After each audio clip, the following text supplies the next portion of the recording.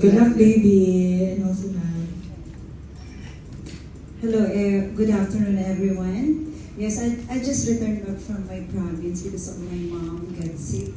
So I will do the training next week as well. And I have to prepare my national costume as well as my gowns. When is the pageant?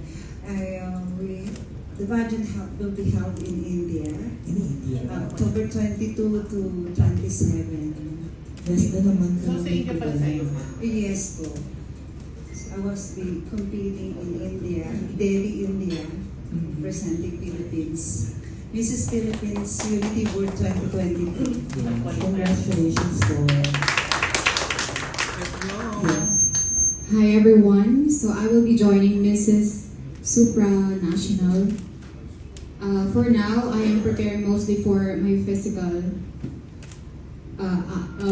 look first because you know I just had a baby and he's 10 months as of now, so that's my first preparation. And the second one would be my pasarela and my Q&A with my trainers in I don't know if here in Manila or in Pangasinan. So, When is your pageant? it will be November 22 to 29, 28 pala. Yes. So, thank you guys. Good afternoon, everyone. Good afternoon, medias. I will be competing in Next Generation Icon in Cambodia. And for my preparations, I've been training for my pasarela walk. And currently learning some makeup. Yeah, and then can't forget the Q&As. I've been training Q&As with my mom every day. And whenever I have free time, I always look at my notes for for the Q&A and stuff. And yeah, that's it. I actually gave her 100 questions to answer. It's actually more than 100. More than 100 questions. Hi everyone, so I will be joining the Miss Teen Heritage in Thailand on November. As of now, I haven't prepared for my training yet, my walks, but I've been preparing myself, like my self-confidence, and also how I will answer in the Q&As. And yes, I'm very excited because this will be my first time joining international pageant. Yay! Congratulations. And I also have one question for Miss Cristel. Miss Cristel, since this is the first ever inaugural pageant of Mrs. Earth International under your wing, we would like to know po, what's the difference for this pageant po and the last year? Okay, aside from the venue. Yes, aside from the venue. And it's going to be the same production, but definitely whatever happens to the freebies is supposed to be things that's supposed to happen did not happen. This time we doubled it. That's why we said bigger, better, and bolder. So of course, definitely we will have our preliminary, and we're just waiting for one province actually that we are talking right now that the preliminary might happen there. And of course, if that happening, we will of course definitely bring the media there. And so we're waiting for that. And then aside from that, of course, our coronation definitely will be in SMX convention center. It's also open for public, no? The ticket they're able to buy TicketNet, and but those VIPs who wanted to avail for like a table, they can RSVP our page. May mga activities rin po yung mga girls, like punta sa mga different provinces. Yes, this is a 10 days event, so this gonna be like a Miss Pageant way. So there will be arrivals, there will be sachet ceremony, press presentation. They have charities that we will go to these places that we have listed. That's including the correctional somewhere in Laguna. And of course we have tour. Yung tour na hindi natuloy last year will happen this year, which is we will be visiting Corregidor Island, and we will also be doing the clean up there, because we all knew that all the dirt or trash that you see at the Manila Bay, especially now that they are doing this reclamation, it all goes to that place. And for me, it's close to me. The Corregidor Island is close to me because I am a person that really loves history, and this is for me it's a sanctuary. So bringing the girls there and know the history, a little bit history about the Philippines and the World War II.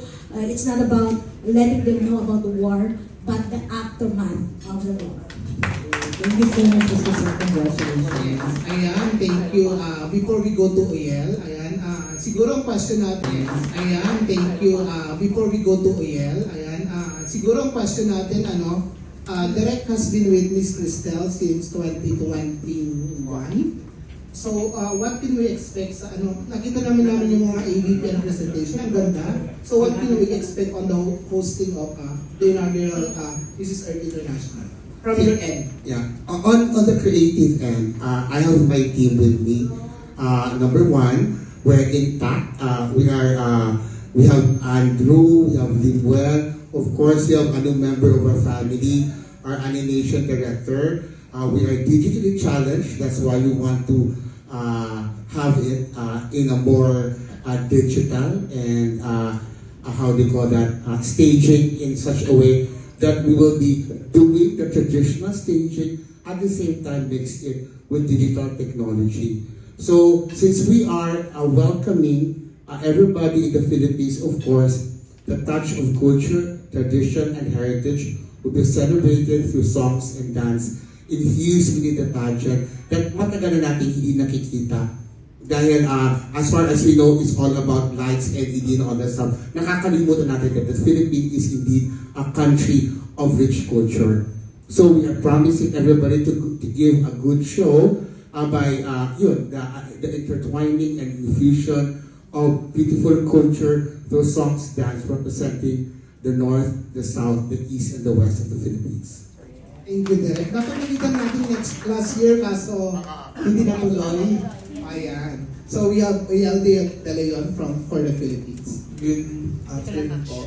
My question is for Ms. Cristel. So this is connected with the production. So since Mrs. Earth International Organization is advocating for preserving or the protection of our Mother Earth, so yung production po ba is like and the coronation is evening po ba to or in the morning, just like the other pageant connected with and advocating for Mother Earth? Kasi sabi nila mag-advocate kayo ng protection ng Mother Earth pero gumagamit kayo ng LED, something like that, kasi yung most of the time na nababasa ng mga pageant fans and kino-comment talaga nila like the other pageant kasi ginaganap ng tanghali or hapon. So, paano po ba yung magiging flow ng event natin dito? The pageant actually will start at 7 p.m. Yes, I know exactly what they meant. But we will be having our coronation night December 9, which is Monday. Most of the people are at work. So we are aiming that after work they will be able to watch us. And aside from that, it's not just that. We have part of our production or presentation is actually we have these recycled materials for used by all the candidates, and they will be showing the creativity of how to recycle and reuse all this. So this is part of our production. Other question. Ms. Cristel, do you think short time ng pageant is enough to help our Mother Earth to recover? Actually, the pageant itself is just a platform for each and every mother to be heard, how they can contribute to our society in helping these children or next generation, teaching them how they can do little things that can give a big impact for tomorrow. Last question. So, paano po ma-encourage our Filipino pageant fans na the Mrs. Earth International and Mrs. Earth Philippines are something na pageant na parang hindi lang glitz and glam, na parang on and off cam, kung nag-help talaga with our Mother Earth? The example of this is the standard of my pageant is actually my own vision. Okay, for me, pageant is not just about the glitz and glam, because Mrs. Earth is a beauty pageant and a platform for all ages, for all shape, okay, all color, all races, and all these women comes from national pageant of different country that also advocates in helping the Mother Earth. And for me, as the founder of Mrs. Earth, I really advocate in helping this mother to continue to advise them, to monitor them, not just for the night of the pageant, but the entire year of their reign.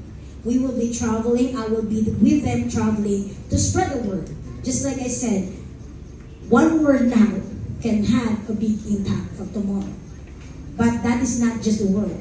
Action also comes with that words. So we walk the talk. Thank you.